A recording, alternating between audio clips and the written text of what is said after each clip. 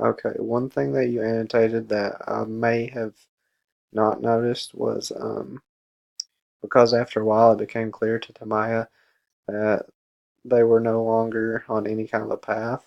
Um, you said this was an adverbial clause because it modifies the verb in the independent clause, and it can also be moved to the beginning of the sentence to also make sense.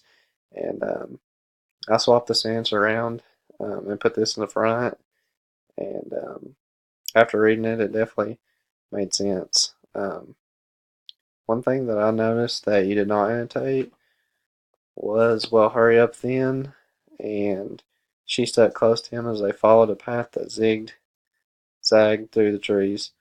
Um, it goes along with this sentence down here that you annotated, because it's talking about them going through the trees and the zig and the zag, and I just think that both sentences um, kind of go back to the tone of the text. It's kind of maybe frantic or tense and dramatic, kind of scary. And at the very end, um, it says out of breath. She watched him disappear around the curve. It's like she was following him, and it was just really, it's really tense. And but you did a great job annotating.